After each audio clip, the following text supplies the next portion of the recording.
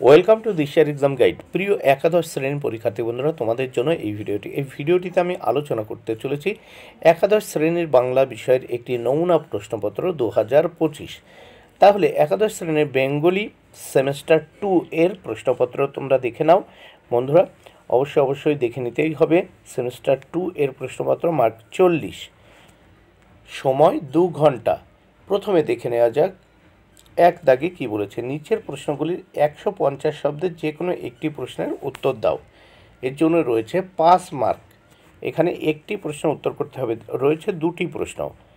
তাহলে এক দাগের প্রশ্ন 1-1, ছোট গল্প হিসেবে ছুটি গল্পের সার্থকতা আলোচনা করো। 1-2, তেলেনাপোতা আবিষ্কার গল্পটি একটি আত্ম আবিষ্কারের গল্প, আলোচনা করো নিজের ভাষায়। তেলেনাপোতা আবিষ্কার গল্পটি একটি আত্ম আবিষ্কারের গল্প, আলোচনা করে নিজের ভাষায়। এরপর 2 দাগের প্রশ্ন, নিচের প্রশ্নগুলি 150 শব্দে যে কোনো একটি প্রশ্নের উত্তর দাও। এর জন্য রয়েছে 5 মার্ক। প্রত্যেকটি প্রশ্নের জন্য দেখো 5 মার্ক করে বরাদ্দ। এখানে দুটি প্রশ্ন আছে, একটি প্রশ্নের উত্তর করতে হবে। তাহলে 2-1, বাউল কাদের বলা হয়? লালন ফকিরের বাউল সাধন দর্শন সম্বন্ধে যা জানো লেখো।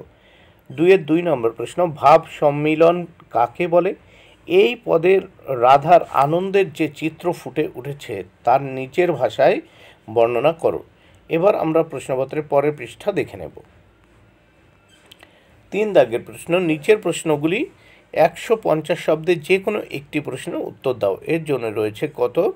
দেখো 5 মার্ক। 3-1, আগুন নাটকের চরিত্র চিত্রণে নাট্যকারের দক্ষতার পরিচয় দাও।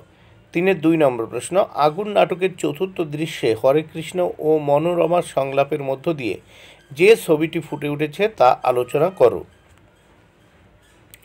এবার দেখব আমরা 8 দাগে নিচের প্রশ্নগুলি 150 শব্দের যে কোনো দুটি প্রশ্নের উত্তর দাও।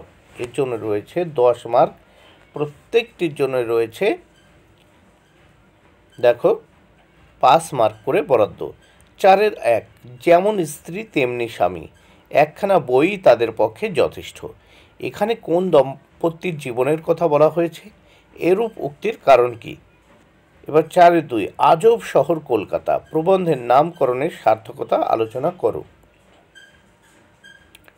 4-3, রবীন্দ্রনাথের সাহচর্য পেয়েছিল, বক্তা কিভাবে রবীন্দ্রনাথের সাহচর্য পেয়েছিলেন তা ব্যাখ্যা করো।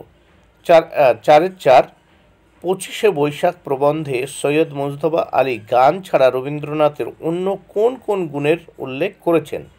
তার কাছে কবির গান অসম্পূর্ণরূপে প্রতিভাত হয় কেন? নেক্সট পেজ আমরা দেখে নেব। 5 দাগে নিচের প্রশ্নগুলি 150 শব্দের যে কোনো একটি প্রশ্নের উত্তর দাও। এর জন্য রয়েছে 5 মার্ক।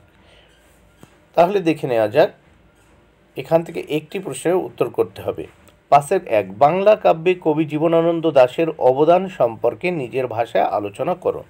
5-2, বাংলা গদ্যের বিকাশে রামমোহন রায়ের অবদান সম্পর্কে আলোচনা করো। 5-3 নম্বর প্রশ্ন, বাংলা নাট্য সাহিত্যে দীনবন্ধু মিত্রের কৃতিত্ব আলোচনা করো।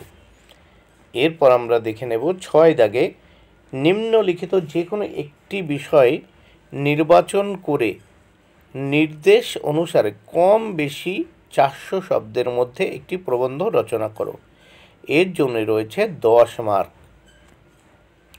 প্রথম আমরা দেখতে পাচ্ছি 6-1, নিম্নে প্রদত্ত মানস মানচিত্র অবলম্বনে প্রবন্ধ রচনা করো, বাংলার ঋতু বৈচিত্র্য। আর 6-2, প্রতিপক্ষের যুক্তির অসারতা প্রমাণ করে সপক্ষে যুক্তিক্রম বিন্যাস করে প্রবন্ধ রচনা করো। বিতর্কের বিষয়, মোবাইল আসলে জীবন অপচয়।